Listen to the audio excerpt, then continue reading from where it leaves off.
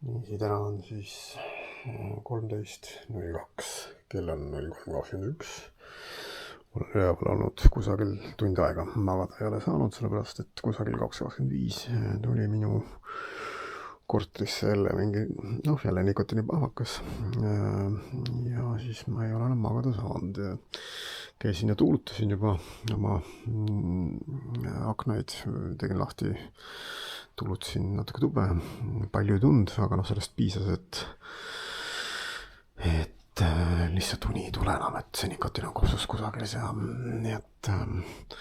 hetkel siis olen tund aega juba üleval olnud, ja tõenäoliselt minu viga oli täna selles, et ma ei kleepinud, õigemini ma ei toppinud kõik aukidele kinni, mõtlesin, ma jätan, aga see jäi kinni panemata ja siis, kui naaber isegi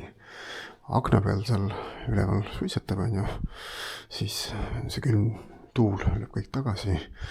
ja mingi hetk kusagilt see kõik tuleb uuesti alla. Siin on samamoodi on kinni, aga mida külmemaks läheb öösel, seda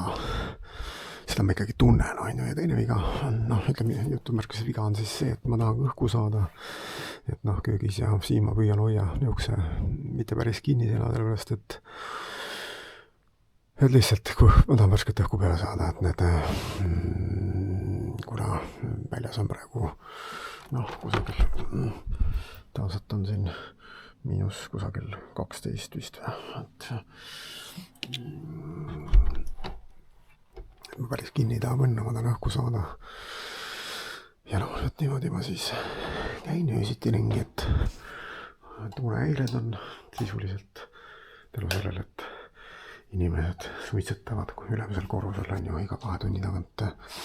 mis siis, et akna peal, aga see tuleb alla ja siis vajub alla, nii et selline kokkuvõte täna siis 13. reede aasta 2026, nii et